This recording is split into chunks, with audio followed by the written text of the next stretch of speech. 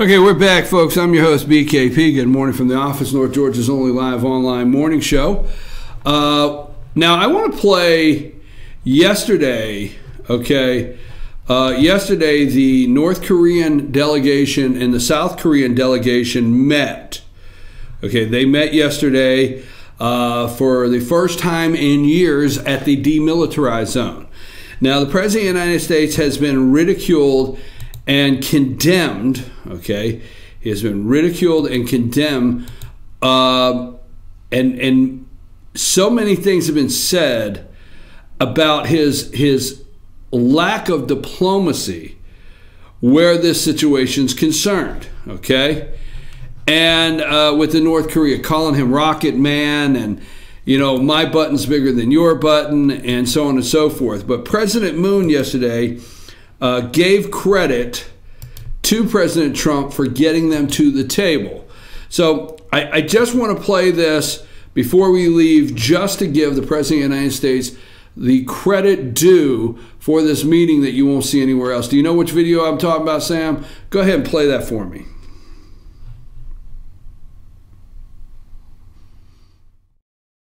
North Korea's reckless pursuit. A surprising approval for Donald Trump's hard line on North Korea from the South.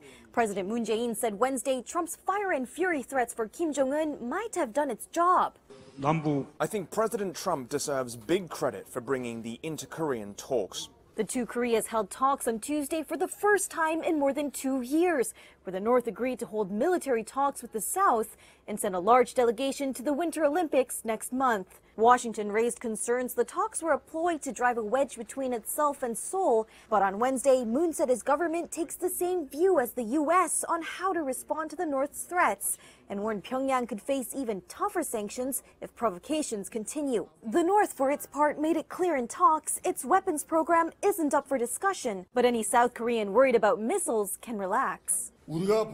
Regarding the nuclear issues, our strategic weapons, including the atomic bomb, hydrogen bomb, and intercontinental ballistic missiles, are only aimed at the United States, not our brethren. Still, Washington welcomed Tuesday's talks as a first step towards solving the nuclear crisis, and the U.S. State Department said it would even be interested in joining future talks. There may be an opportunity for that.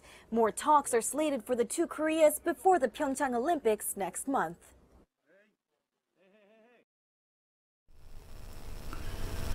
Okay, that I just wanted to play that newscast for the simple reason that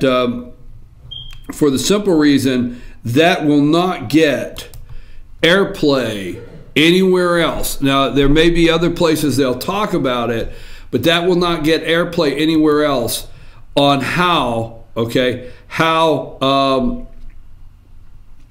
the North Korean and South Korean delegation and how President Moon of South Korea is giving President Donald Trump credit for possibly bringing them to the table.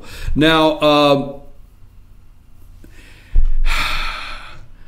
the media is talking about the GOP angst over midterms grow, okay? For some Republicans, it's starting to feel like 2006. This is what the media is trying to do, a wave election year that swept Democrats back into power in the House and Senate. The retirement of two longtime California Republicans this week, just the latest in a string of House Republicans headed for the exits, has caused panic among some of the GOP who say it's yet another sign that an anti-Trump Democratic wave is forming. They are setting that up. You have to stay focused. You cannot let that get to you. It's a tough election cycle for Republicans because Darrell Issa is not coming back. Really? It's a tough election cycle for Republicans. We know that going in, said Representative Ross Lentium from Florida, who is not running for re-election after representing a heavily Hispanic Miami district for over 30 years. It's starting to feel very scary for moderate Republicans, she said.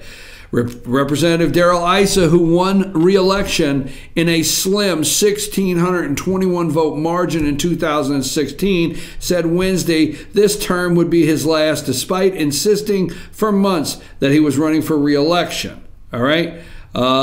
So don't fall for what... Don't fall for what's happening, but you do need to pay attention, because these districts, San Francisco billionaire Tom Steyer, okay, we have played the video. We played it early on, okay, who led a campaign to impeach Donald Trump this week, pledged $30 million to help Democrats take back the House, and said he would specifically target Issa, okay? I will say this, Republicans, Tea Party, your break is over. I know you're going to get mad because some of you never stop. I watch the social media. You never stop. I understand that. It's not directed at you. You need to get fired back up. You need to get fired back up. You have to. Because the left have put things in place. And if you are comfortable, it could happen. I don't think it will, but I'm just saying that in a case to get you fired back up. Okay, today is Thursday, folks, and that means one thing and one thing only. Tomorrow's Friday, right? Friday, we are at Circuit World in Blue Ridge. Can't wait to be there tomorrow. Circuit World in Blue Ridge. We'll be there tomorrow.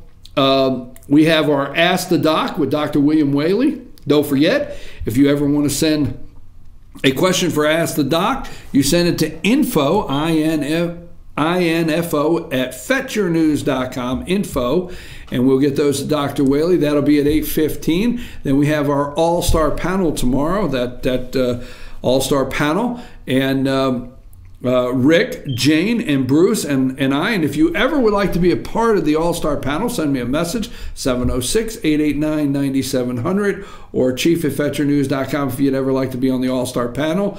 Also, then after that, we have our Team FYN Sports Weekend Review with the director of Team FYN Sports, Jason Banks. And we need you to pay attention to tomorrow's show, because we're going to discuss some things about North Georgia sports. There's going to be some breaking news tomorrow on Team FYN Sports Weekend Review. Some breaking news coming up tomorrow. You don't want to miss that. Also, the Pet of the Week from the Humane Society of Blue Ridge, and that is humanesociety.org. Our Pet of the Week is tomorrow morning, and that's the star of the show. I'm your host, BKP. Apologize for all the inconveniences today from us to you here in the studio.